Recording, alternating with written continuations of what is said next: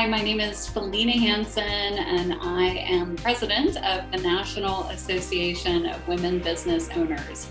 You are watching the Trailblazer panel. This award will be presented to a woman business owner who has demonstrated talent, drive, and innovation. She has successfully pioneered a new product or service and stands as a role model for other women in her community. My name's Naomi Wentworth. I'm the founder of the Compost Group. What we do is we create small decentralized composting facilities that can handle citywide organics waste. We are transforming the waste management sector into more of a community-centered nutrient management. I am the co-founder and CEO of the Y Group, and we are a pre-design services organization where we come from the architecture and interior world. And so we've really shifted into pre-design services as a way to help clients really start to learn a lot more about how they can bring brand, they can start to bring workplace strategy and consulting, and all these pre-services that can start to occur within the architecture, real estate, and development side of our industry.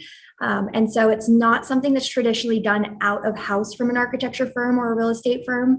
And so we are definitely paving a different, way forward in regards to how a client could be approaching and starting to think about how their business goals relate to how they take on space, how culture manifests itself in the workplace environment. And right now, especially with, what we see with COVID and how that's impacted how we work, just in our day-to-day lives. It's really brought us to the forefront as far as being able to just really start to rethink how we approach working as a whole. Hi, my name is Rima, and I'm the founder of Apparel. Apparel is a clothing line catered to women of all shapes and sizes. It is adaptable, versatile clothing made and manufactured here in San Diego. We have really branched out during COVID and expanded our market and have really found success, with catering to women who really want to feel comfortable and confident in their clothing, because I really do believe that being confident and being comfortable really allows women to be their best self. Hello, everyone. My name is Mavis Karen Herrera, and I'm the founder of Mavis by Herrera. So Mavis by Herrera started about 2 years ago with full passion. And what I created was a bag purses. They're made out from repurposed plastic. They're sustainable, but also I wanted to introduce a regenerated impact. Meaning I really wanted to create a bag that's good for the planet and good for the people, and that will give back more, and it creates a social economic impact and it keeps regenerated through longer periods. Hi, everyone. My name is Debbie Chen. I am the founder and CEO of Hydrostasis. Hydrostasis is developing personalized hydration monitoring sensors and algorithms to provide actionable information for people to avoid dehydration and fluid overload. So currently we are looking at the consumer smartwatch market as well as paving our way to the clinic. How do you demonstrate your drive and innovation? I demonstrate drive, honestly, through sheer tenacity. I've formed a mindset where I'm kind of constantly chewing on this problem of how do we make communities actually want to be closer to their organics recycling centers. And in, going through the R&D and piloting our first facility, we've had a lot of successes, but we've also had a lot of mini failures to get to those successes. And it's on those, really hard days after another mini failure or if somebody, who you feel is really important kind of tells you, you're crazy, this is never going to happen, or you kind of have to, tap into that mindset where, I've been chewing on this from every different angle. I think about this from the time I wake up to the time I go to bed, and this is where my drive has to come in. I need to go back to my team, tell them, you guys don't forget the bigger vision here. That person's maybe they don't see the future. We see the future, and we need to show them what we're trying to innovate and what we're going after, and to kind of use that mindset to tweak the nose into, the reason to continue, adding fuel to that drive. So, it's just elbowing your way in and staying there for me. We're in a time of, the waste management industry where communities are now required to recycle their organics waste in some way. And so this is a problem that is facing every community nationwide currently, and then it will impact the rest of the world, because the United States has been so focused on these regional solutions. This is a really, really pressing issue for right now, because we're going towards these inferior waste recycling methods like anaerobic digestion, where we create this really, really toxic digestate. And we don't want to do that with, we have these beautiful nutrients that people are throwing out, either into the landfill or to these regional facilities. And that can be created into a beautiful living soil that, if you put it on your garden, you don't need fertilizer. You don't need all this chemical additives into your garden. And so, this is a problem that's first and foremost facing California, because we have these organics recycling mandates statewide, but it's going to be a problem for every community. I've always been just in love with, the earth and the natural systems. But I have to say what really sparked this in particular was I went to grad school at Scripps Oceanography for climate science.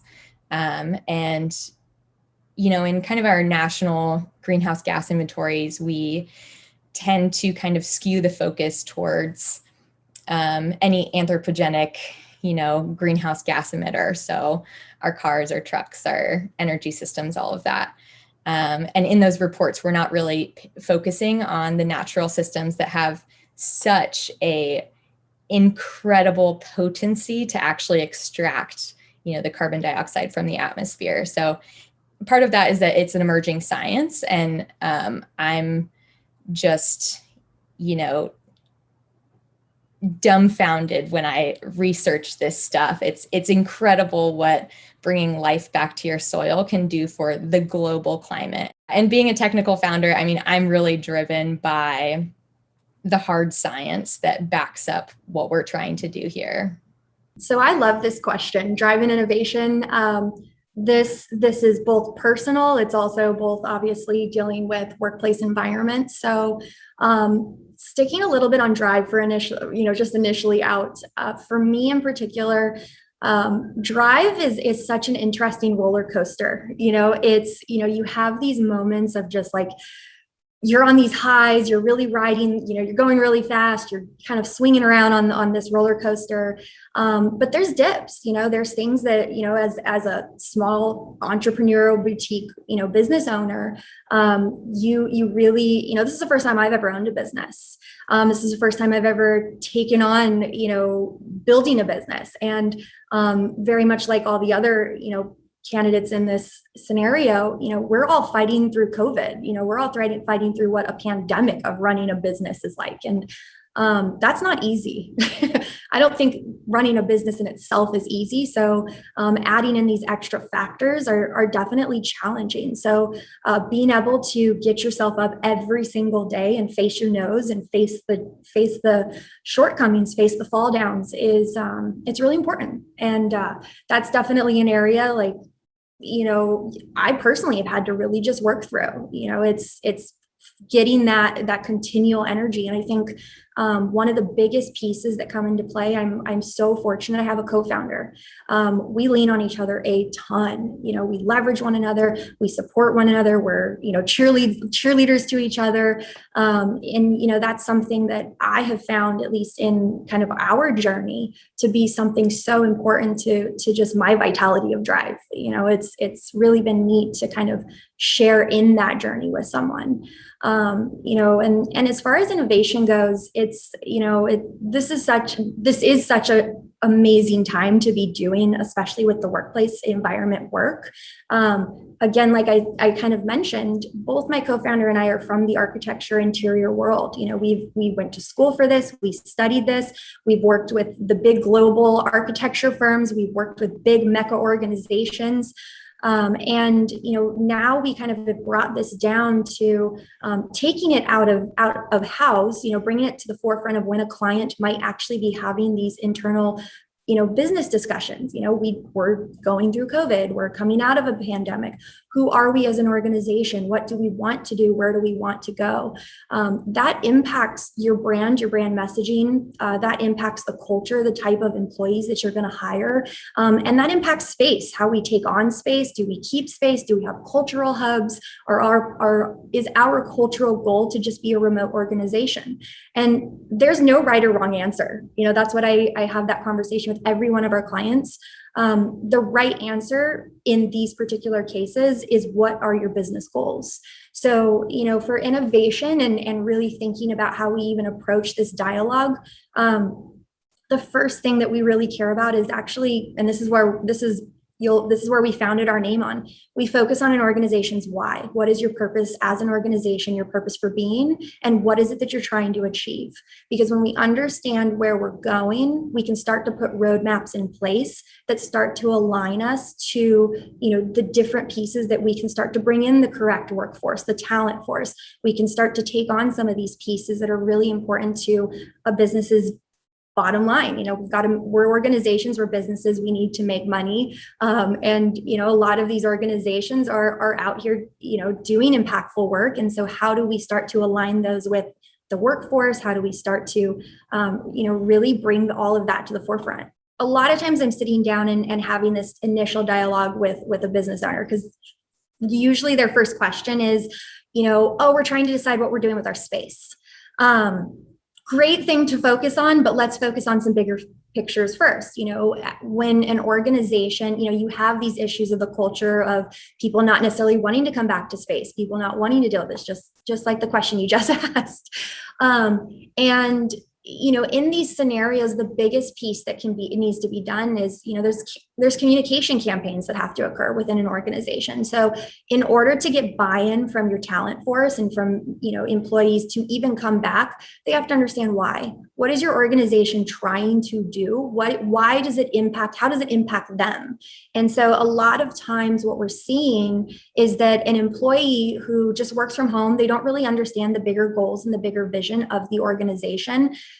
They just understand their day-to-day life. They understand their family. They understand, how do I just maintain and keep my job and keep structure? And, and if this potentially impacts me and health and family, that's what they're concerned about. So, as an organization, it's really important to, start to really build out that communication campaign around what, and this is why we bring in branding into part of what are even our service offerings, is because branding is as much of external marketing as it is of demonstrating who we are as an organization. That allows people to understand that, here's who we are.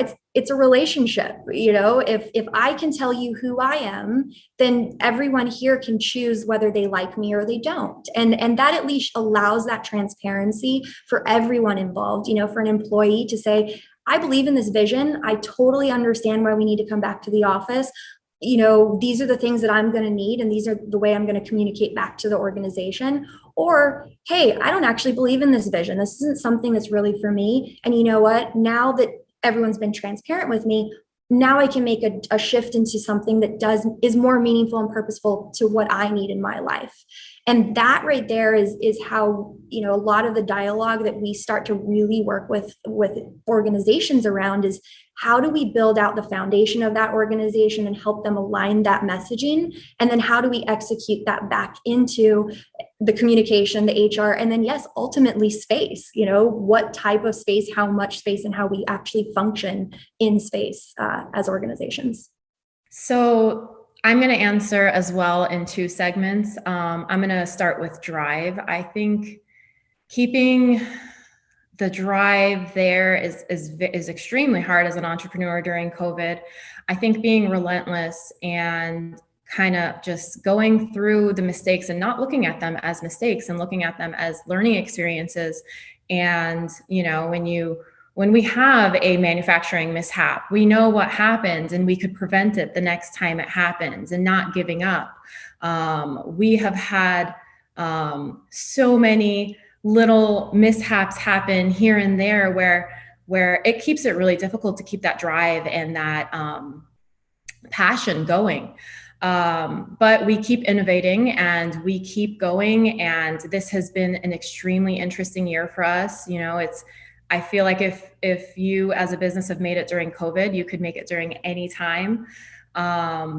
As for innovation, we really keep our customers at the forefront of our business. We get feedback in real time. We are listening constantly to like what they want, how we can make our clothing better, how we can make it fit better.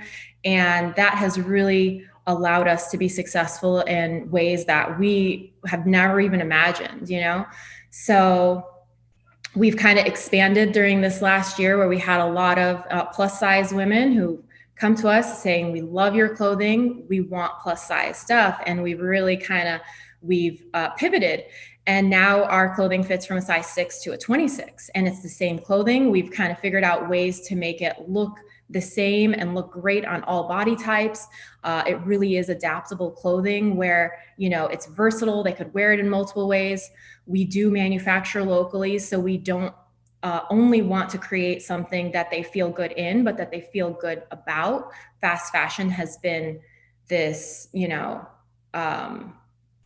huge trend in the past few years where like clothing is like extremely disposable and fast fashion is extremely accessible. But, how many washes does it take? How many times are you able to actually wear that stuff that you pay like an extremely minimal amount for? So we're really trying to create things that are, that last a long time, that are versatile and you could wear in multiple different ways. That can be loungewear, it could be office wear, it can be, going to Target or really dressing it up. Kind of the versatility is really what makes our clothing really unique. And I guess the best validation we get is from our customers, where over the weekend I had a customer say, this is what I've been waiting for my entire life. Like this clothing line is what I've been waiting for. And that was such a huge compliment to me. Because like when you're in the fashion industry, you don't think it's this life-changing thing. It's not like, you're a scientist and you're like helping create, the next best thing in medicine. So really feeling good about having a fashion line and feeling like it really is changing women's lives and making them feel great is super validating and just really keeps us going throughout the years and just keeps me inspired and wanting to do more and create more and offer more. It's funny, right before COVID hit, we were transitioning and I had moved into a larger office in February, and then March, the pandemic hit. And I honestly did not think that our business was going to survive. We were doing a lot of live in-person events, a lot of like trade shows, a lot of things like that, where we were kind of getting our clothing out. We were wholesaling at the time. And when COVID hit, we really had to pivot the way we were getting customers. And I started doing live sales through a mentor that I had. She was doing live sales and introduced me to this, new world of, similar to how QVC runs, a lot simpler and on a smaller scale. And at first it was really difficult for me. I didn't have a customer base. So I would get on these live sales and there wouldn't be anybody there. And I think that was the hardest part, was continuing during that kind of like weird time frame where it's like, I'm doing this, but I'm not getting any results. And a few months in, these live sales just kind of became like our main source of income, where these amazing ladies would hop on every single week. And we created this amazing like connection where like we know each other. We have a private Facebook group and we're talking throughout the week. So we're on the live sales and I'm like, oh, hey, Diane, I hope you're feeling better. It's like this amazing connection that I personally have never had with a clothing company. I've never felt connected to a clothing company.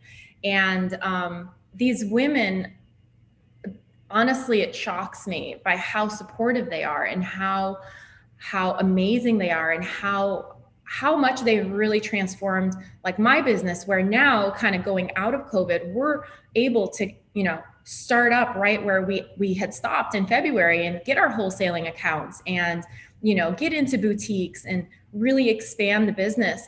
Whereas, prior to that, like, I didn't think that was even possible. I didn't think that we were going to be able to sustain, just our basic, overhead expenses. And I really love it because I don't come from a fashion background. This really was a business that was created out of necessity. Like, I was kind of in this, I really didn't fit in, my own culture, but I didn't fit in the American culture, and kind of finding things. I had to really find my place in the world and kind of break the mold on each side and the stereotypes, and kind of get to where I'm at and cater to these women who just, we connect on a different level. And it's so fulfilling for me because I've always wanted to do something in the world. I was a sociology major, and I wanted to create change in the world. I wanted to make a difference. And kind of having a fashion business didn't always feel like that. It felt a little superficial. So having these customers that really kind of communicate how much it actually changes their life is really inspiring and really fulfilling for me. I started in the fashion industry. I don't know how and why, but I love it. But it was back from college. My first job was in the fashion industry, and I learned all the horrible things that was going on around the world, from manufacturing, production, forced labor, child labor. I learned about all the plastic pollution that's right now in our world. And I wanted to really create a positive impact. So my idea was like, how about if I can create a bag, but it's going to be a bag so powerful that when someone carries it, will tell a strong story. And it's going to be designed for change maker, for people who actually want to create a positive impact in this world. And with this bag, it's going to be so powerful because it's not just going to made from repurposed plastic, but it will create jobs. And with every bag sold, it's going to create impact. We're going to support underprivileged kids with a pair of shoes. And my next goal is to pay for someone's education. So I came out with a sustainable bag, and I call it Mavis by Herrera. So for each bag, it's made from 57 to 67 recycled plastic bottles. And when I started this, I was ready for a change. And I'm like, if I don't start, why? There's no need to wait anymore. I'm here, I can do it. I believe in this. I started with full of passion. I quit my job. I started with my savings account, and it's been 2 years of doing everything on my own. If you go on my website, photography, everything, it has done by me. And that teach me a lot about myself, that if you really believe in something and you have the passion to thrive and do it, like, you can do it. I have a team, and I'm so proud that my team, they're made up right now of 16 people, which has added 2 more. They're most 80% are women, are indigenous women. The 20% are couples, they're married couple. So we buy all the recycled plastic from Michoacan. So I bought all the recycled plastic in bulk. We deliver to their homes. They do the waving, and it's in Oaxaca, Michoacan, and San Cristobal de las Casas, so pretty much Mexico. They do all the waving, the bags come back to us, and then we do the final product, which are like the liner, like the details and everything else. And the bags are here in San Diego. We just finished it here. And it takes just to do the waving of one bag, it takes from 3 to 8 days. So we don't do mass production. I'm like totally against fashion. So mass production is not our our values. Like we are like we do small batches amount, and the bags that they're more popular or sell bestseller are the ones that will go ahead and redo more. You know, the reason why I got into hydration monitoring is through my own personal experiences. So the reason this technology, I've actually been researching this technology since my PhD days. So I have a PhD in biomedical engineering, and using this diffuse near-infrared spectroscopy, I saw that we could potentially look at hydration status. I realized that, there really was no device or indication where I can actually prevent myself from being dehydrated. I also experienced that clinically when I was pregnant, experiencing just acute low blood pressure and almost fainting. And then, of course, everybody was like, drink 8 glasses of water. So that was super, not helpful because what does that mean? When do you drink? How much to drink? What do you drink? So I started just going down this rabbit hole of, how do we tell people, you're dehydrated, right? How do you give that information to a user, a person?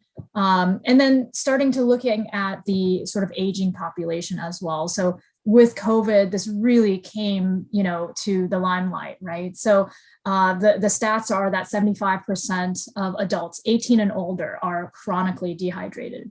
It's even higher in the older population, right? And the world is aging, of course, with US population growing. 65 and older is the fastest growing age group in the US.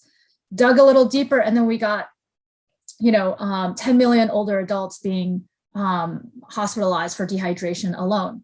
And we could be saving the US hospital system $20 billion annually. So, wow, okay, there's a business case for that. I have the technology, I have the business case, right? So then I started, building this business. So we officially founded the business in 2018 and built the business, and we were able to figure out this 2020 and raised about $2 million so far. Got a couple of VCs involved as well. We're just gearing up for the next big equity round of fundraising coming up in the fall here. Anything else you want to add on kind of what you have pioneered, or maybe even talk about anything proprietary that you've done, anything that, like system-wise, things of that nature? So like I kind of was telling you in the first question, we are primarily working to transform what seems to be that single option of having the regional waste management options to one where there is an option for community nutrient management, where we're more focused on that soil building aspect. So to do that, we've created our own type of in-vessel composting facility. So this is one where, we don't have odor issues or heavy equipment or crazy water consumption, noise, rodents, any of those things that typically drive a regional compost facility way, way, way to the outskirts of the county or the region. We have been working to create our own sort of inoculants where that can really speed up the composting process. So, one of our kind of claims to fame is we don't have to get a permit because we operate on less than 700 square feet. That's just one of the permitting, caveats. But we can still crank through an entire city's organic waste because we can streamline it through that composting process in 3 days. So we're just kind of a powerhouse of moving material through the actual process. And in kind of creating, not only keeping our nutrients local, but also using our proprietary inoculants, we can create this super potent living soil product that has just a better chance of surviving if used locally, because it has these kind of indigenous microorganisms that, just are more compatible with the locality.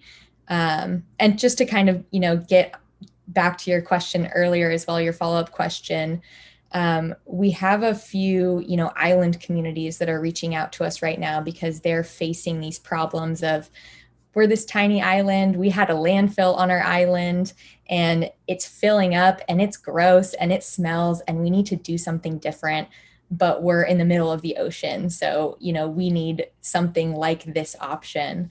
So, it kind of has that reach that's, a bit more global in nature. But yeah, also with these, proprietary inoculants, having this indigenous microorganism that you can then put on your gardens completely revives the soil. We don't need to deal with these, chemical fertilizers that contaminate our waterways and our air very badly. So it's just a really, really good organic way to, revive the gardens, the farms, the roadsides, wherever.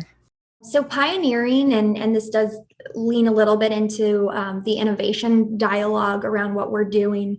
Like I shared, being from the architecture interior side, traditionally speaking, a client has already, when we would see them and when we would receive a client on the architect and interior side, they've already signed a lease, they're already locked into a space, they've purchased a space. And oftentimes what we would see, a client would start to look at space and have the dialogue with us on, okay, now we need to fit into our space. We have this much, these many employees, we work like this, and all of a sudden this dialogue is asking, we were asked to have space, basically have their program conform to whatever space it was that they were in.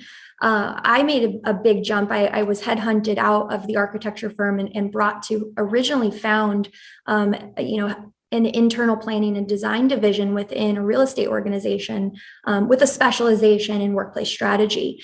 And I made this shift into real estate because oftentimes what we saw was you wanted to be at that front dialogue. We wanted to sit at the table. I wanted to start having this conversation about space and program and pre-design services and how we use space earlier in a dialogue before a client actually signed on their space, before they were locked in.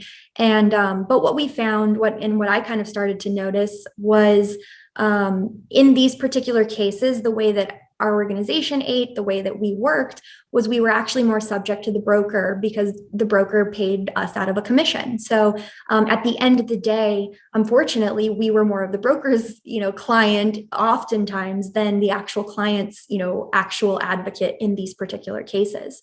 So that was kind of where we initially took this whole idea of taking these pre-designed services and pulling them out of house. So we became, direct liaisons, working directly with these clients, taking on space, still playing nice with the brokers and the architects. And we're not a brokerage firm. We're not the architects and designers, but we want to support the process. We understand the process. So by us coming to the forefront, we're able to educate the client on that process, but we're also able to start, again, having those bigger dialogues about what the business is trying to do, and then actually start to build out around that as far as what we look at for space, what we look at for culture, what we look at for, their brand execution. And that allows us to actually build out programming that we can then deliver back into the real estate, market. We can give back, hand off to the contractors and the architects who are in these processes of designing and building out space.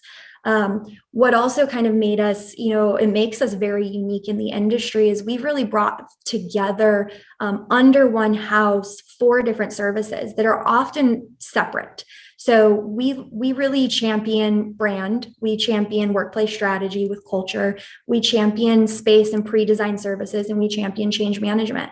So what we have found and what we learned in, doing this work within the workplace environment, these are the 4 components that makes a successful organization. Your ability to communicate externally of who you are, your ability to communicate internally of who you are to your workforce, your ability to leverage and work within your space, your environment, and however that enhances your organization, and then how you communicate that and really get your messaging out within the organization.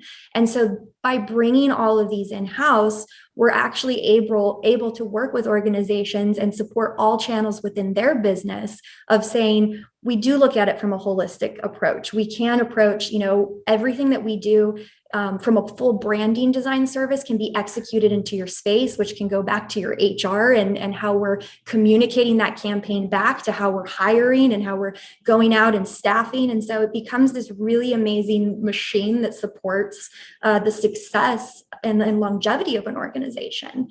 I would say that that's one of, diving a little into just passion, but helping an organization survive and be successful and continue to elevate to those next, parts of their business goals is really something that's important to what we're trying to do and why we bring all these things together to support that process for an organization.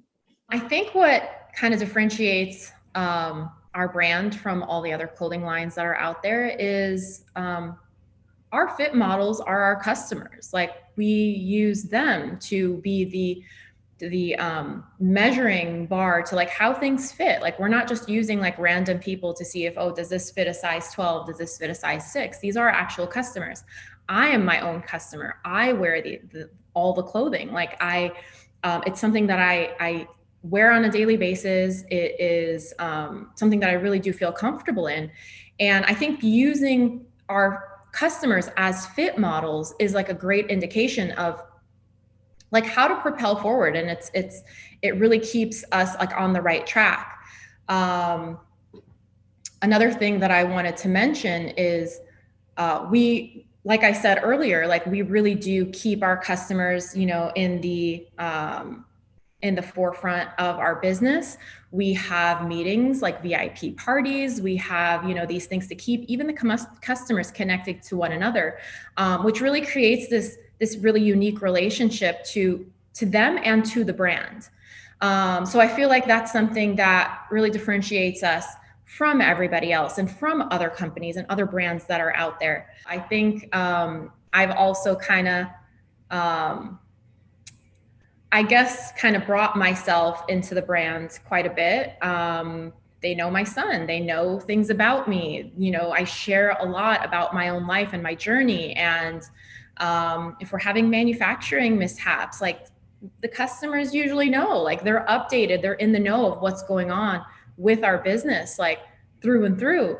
And I think that's what kind of separates us from them. Like they know my son, like they'll ask about my son. They'll know it's his birthday, for example. We'll do like a special sale or a special like party, where we do special discounts on my son's birthday or, kind of things like that. That's to just make them feel really connected to us and feel like they're a part of the company, feel like they're a part of this. Like, we really value your opinion. We value your input.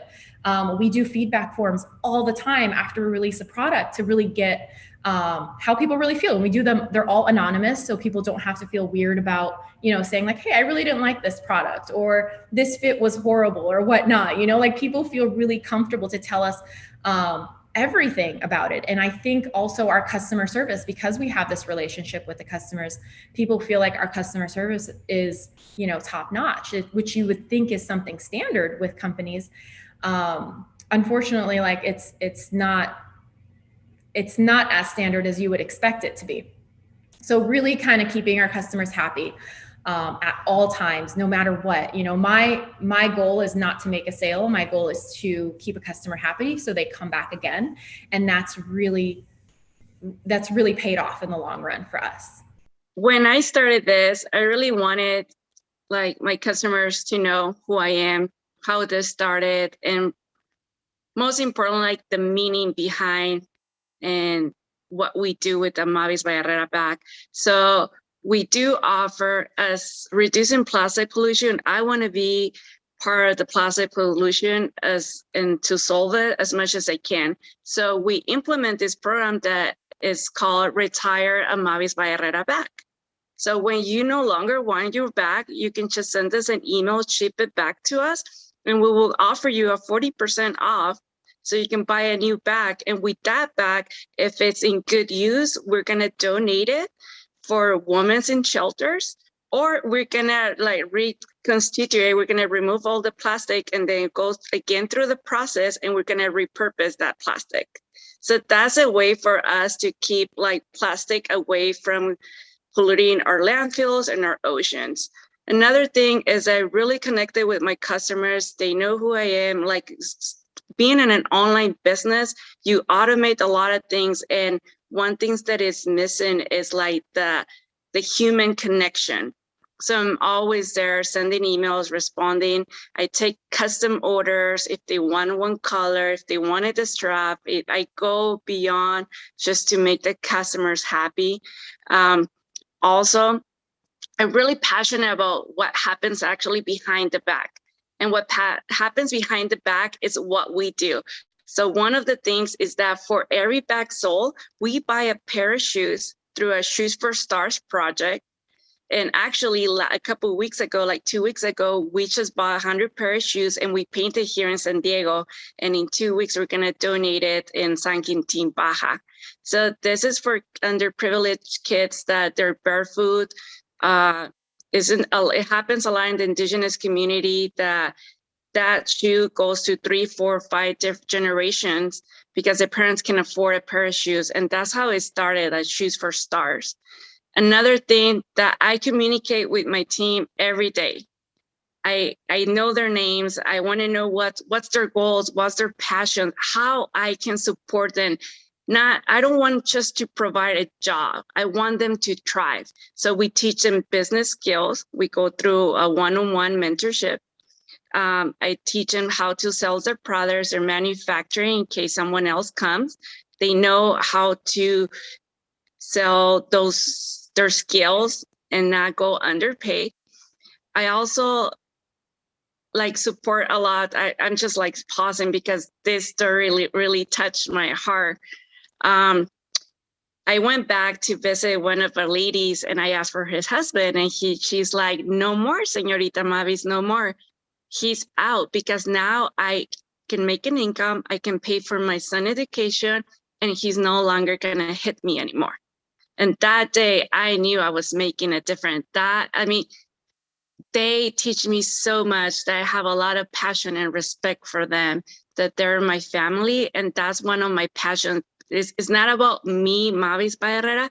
It's about the people behind the bags who believe in this and who has a lot of passion. And I want to help them to thrive in business, to thrive in life.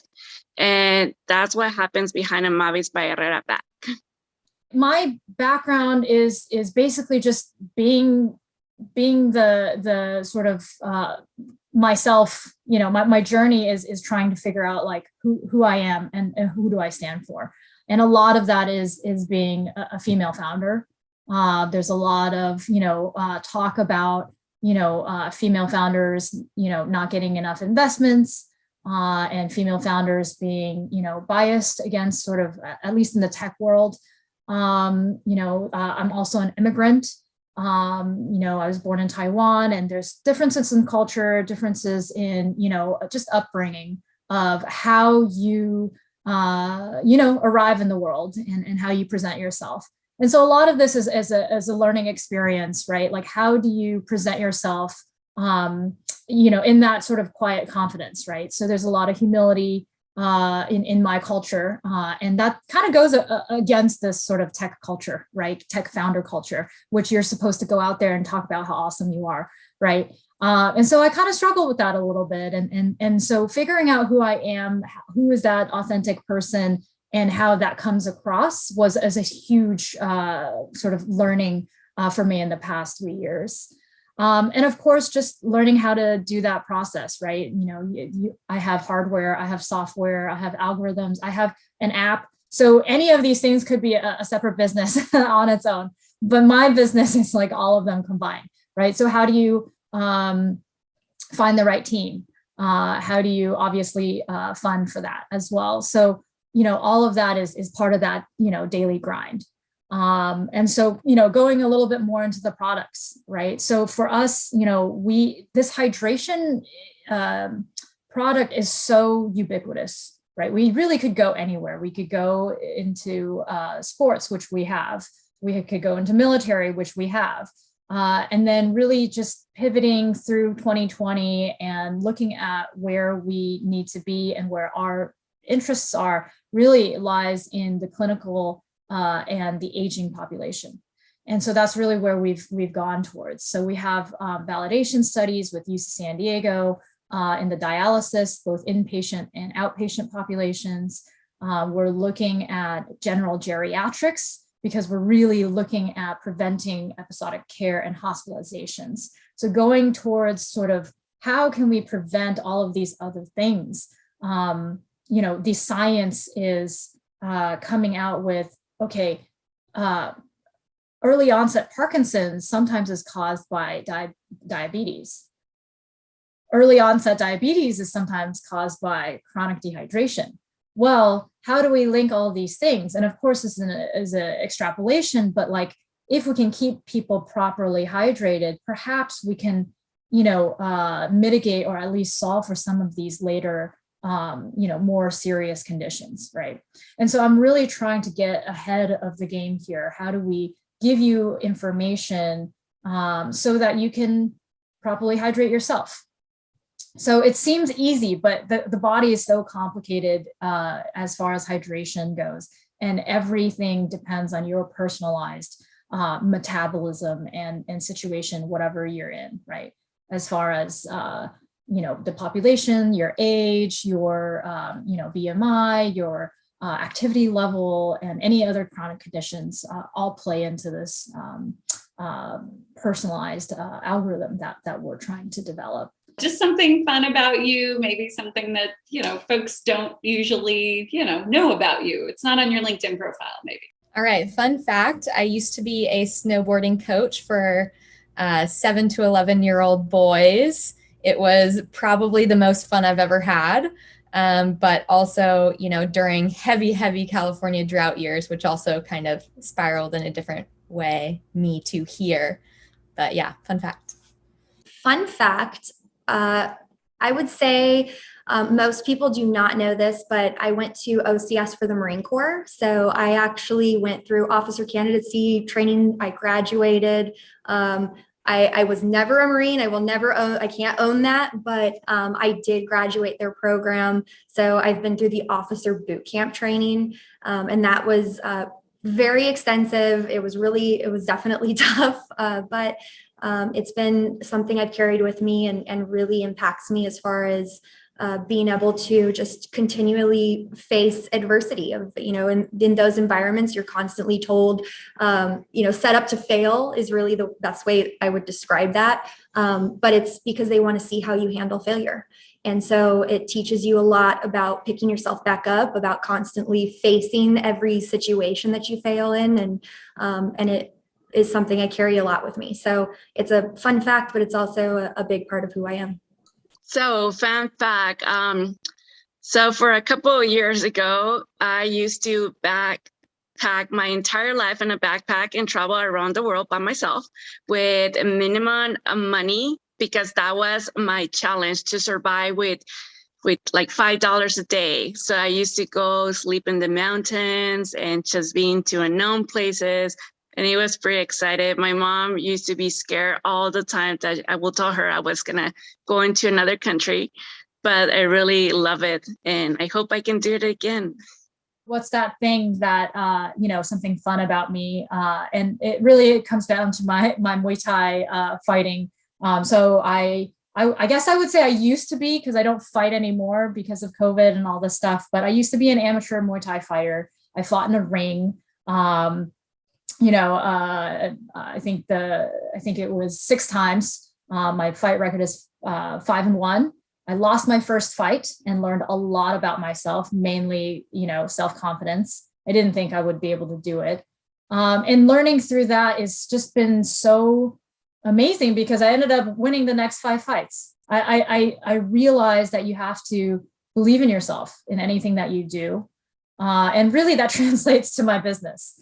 And just that daily grind, being in the gym, knowing that, you're not going to be, that much better tomorrow, but, maybe in a year or so, you'll be that much better. Right. And so learning how to do that, like 1% better every day kind of thing, was so helpful. And on top of that, it's just a great workout. It's a mental health release for me as well. And so, I encourage anybody to try that, especially like the females that are kind of struggling with self-confidence. I really learned that, I can get punched in the face, literally, and still get back up, and that's a huge learning for me, I think, because I used to be really, really conflict averse. I still try to avoid conflict now, but at least I know, hey, I can get knocked down, I can get back up, it's okay, and that really is helpful for the business as well. Thank you for watching the Trailblazer panel release. You have just 1 week to vote for your favorite Trailblazer. Go to BRAVA Awards.org to vote today.